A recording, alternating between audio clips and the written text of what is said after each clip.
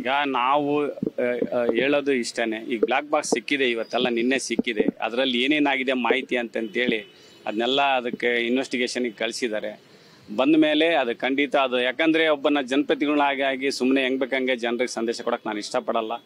ಹಿಂಗಾಗಿ ಅದು ಮಾಹಿತಿ ಬರಲಿ, ಆಮೇಲೆ ಅದು ಸತ್ಯಾಸತ್ಯ ಗೊತ್ತಾಗುತ್ತೆ. ಅದು ಮುಂದಿನ ದಿನದಲ್ಲಿ ನಾವು ಹೇಳೋಂಥ ಕೆಲಸ ನಾವೆಲ್ಲರೂ ಸೇರಿ ಮಾಡ್ತೇವೆ.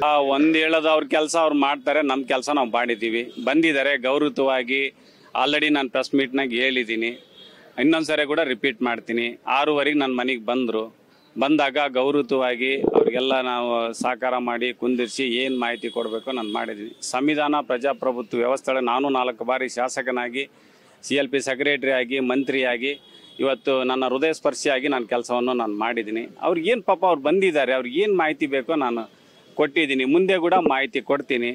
ನಾನು ಆಗಲೂ ಕೂಡ ಹೇಳಿದ್ದೀನಿ, ನನಗೆ ಯಾವತ್ತಿಗೂ ಕೂಡ ನನ್ನ ಹೆಂಡ್ರ ಮಕ್ಕಳಿಗೂ, ನನ್ನ ನಂಬಿದ ಜನಕ್ಕೂ, ನಂಬಿದ ಹಿರಿಯರಿಗೂ, ಆಮೇಲೆ ನನಗೆ ಆಶೀರ್ವಾದ ಮಾಡಿರ್ತಕ್ಕಂಥ ಎಲ್ಲ ಹಿರಿಯರಿಗೂ, ಸಂತೋಷ್ ಲಾಡ್ ಸಾಹೇಬ್ರಿಗೆ ಎಲ್ಲರೂ ಸೇರಿ ನನಗೆ ಆಶೀರ್ವಾದ ಮಾಡಿದ್ದಾರೆ. ಅವ್ರಿಗೆ ಕೂಡ ಅಗೌರವ ತರ್ತಕ್ಕಂಥ ಕೆಲಸ ನನ್ನ ಜೀವನದಲ್ಲಿ ಯಾವತ್ತೂ ಕೂಡ ಮಾಡಲ್ಲ. ಏನು ಪ್ರೀತಿ ವಿಶ್ವಾಸ ಇಟ್ಟಿದ್ದಾರೆ ಜನ, ಅದಕ್ಕೆ ಪೂರಕವಾಗಿ ನಾವು ಕೆಲಸವನ್ನು ನಾವು ಮಾಡ್ತೀವಿ. ಯಾವುದು ಕೇಂದ್ರ ಸರ್ಕಾರ ನೋಡಿ, ನಾನು ಒಂದು ಹೇಳೋದು, ಏನೇ ಮಾಡಿದ್ರು ಭಗವಂತ ಮಾಡಬೇಕು, ಜನ ಈಗ ಜನ ನಂಬಿ ಪ್ರೀತಿ ಮಾಡೋ ಮಟ್ಟ ಯಾರು ರಾಜಕಾರಣಿಗಳು ಏನು ಕೂಗೋಕ್ಕಾಗೋದಿಲ್ಲ. ಈಗ ಜನರ ಮೇಲೆ ನಿಂತಿರೋದು ನಾವು. ಲಾಸ್ಟಿಗೆ ಏನಾದರೂ ಒಂದು ನೋಡ್ರಿ, ಇಂಥ ಅವಘಡನೆ ಕೆಲವೊಂದು ಆದಾಗ ದೇವ್ರು ಇರ್ತಾನೆ. ದೇವರು ಜನ ಇದ್ದಾಗ ಯಾವುದಕ್ಕೂ ನಂಬಕ್ಕೆ ಏನೇನಿಲ್ಲ. ಇವೆಲ್ಲ ಕಾಮನ್. ಗಾಣ ಹಿಡಿದಿರ್ತತೆ, ಹೋಗ್ತದೆ, ಮತ್ತು ಸೂರ್ಯ ಬೆಳಕು ಕೊಡ್ತಾನೆ. ನೋಡ್ರಿ, ನಾನು ಒಂದೇ ಹೇಳೋದಪ್ಪ, ನಾನೊಬ್ಬ ಹಿರಿಯ ಶಾಸಕನಾಗಿ, ಒಬ್ಬ ಸಂಸದನಾಗಿ ನಾನು ಹೇಳೋದು ಇಷ್ಟೇ.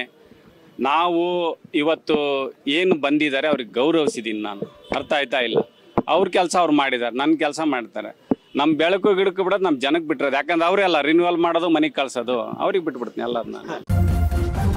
ನ್ಯೂಸ್ ಫಸ್ಟ್, ನಿರ್ಭೀತಿಯಿಂದ ನಿಮ್ಮ ಪರವಾಗಿ.